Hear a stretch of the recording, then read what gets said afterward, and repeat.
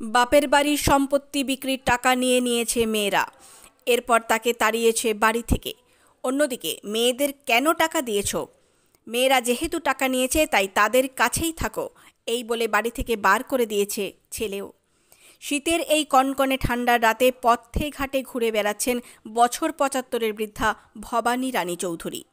সমুদ্রগড়ের নতুনপাড়া এলাকার বাসিন্দা ভবানী দেবী বিগত ১০ দিন আগে কালনার মহকুমা শাসকের কাছে একটি লিখিত অভিযোগ দায়ের করেছিলেন ছেলে এবং মেয়েদের নামে।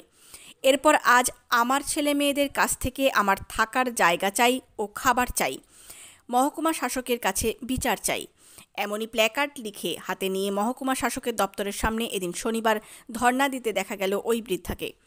অফিস থেকে বেরোনোর মুহূর্তে মহকুমা শাসকের বিষয়টি নজরে পড়লে তিনি তড়িঘড়ি কিছু খাদ্য সামগ্রী জিআর কোটার টাকা পাইয়ে দেওয়ার ব্যবস্থা করেন। পাশাপাশি মহকুমা শাসক তিনি নিজেই উদ্যোগী হয়ে প্রশাসনের সহযোগিতায় গাড়ি করে ওই বৃদ্ধাকে সমুদ্রগড় নতুনপাড়া এলাকায় থাকা তার বাড়িতে পাঠানোর ব্যবস্থা করেন।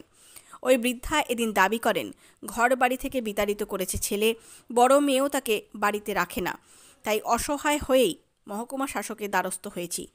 এ বিষয়ে মহকুমা শাসক ক্যামেরার সামনে কিছু বলতে রাজি না হলেও মৌখিক তিনি জানিয়েছেন তাকে কিছু রিলিফের ব্যবস্থা করা হয়েছে এবং তাকে বাড়ি পাঠানোর উদ্যোগ নেওয়া হয়েছে প্রশাসনের তরফ থেকে। কালনা থেকে সৈয়দ আবু জাফরের রিপোর্ট, সাম্যজিৎ নিউজ। আপনাকে কে তাড়িয়ে দিয়েছে?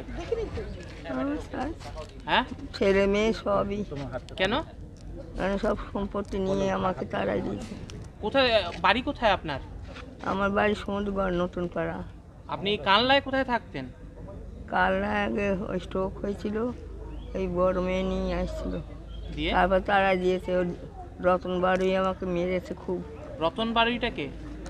মুখে লাথি মেরে ডান মুখ ভেঙে দিয়েছিল। রতন বাড়িটাকে? রক্ত বেরিয়েছে, এই যে রতন বাড়ি। হ্যাঁ, কালনা কোট মোড়ে। হ্যাঁ, মানে কে হয় আপনার? কে হয়? জামাই। জামাই? আচ্ছা, দিয়ে বড় মেয়েও তাড়িয়ে দিয়েছে আপনাকে? ও সব মেরে তাড়াই দিয়েছে। কেন তাড়িয়ে দিয়েছে? কেন? কেন সম্পত্তি নেওয়া গেছে, ওদের দরকার নেই। হ্যাঁ, সম্পত্তি নেওয়ার লোভের দরকার নেই। দিয়ে আজকে আপনি কোথায় এসেছেন? এই কালনা কোট মোড়ে। এর আগের দিনও তো আপনি এসেছিলেন। হ্যাঁ, আজকেও আবার কেন এসেছেন? আজকে আমি থাকতে পারছি না, ঠান্ডায় বাইরে মরছি, ঘর নেই দুয়ার নেই, আমি থাকতে পারছি না। এখন থাকছেন কোথায়? ওই বাইরে ছিল। খাবো কোথায়? থাকেন কোথায়?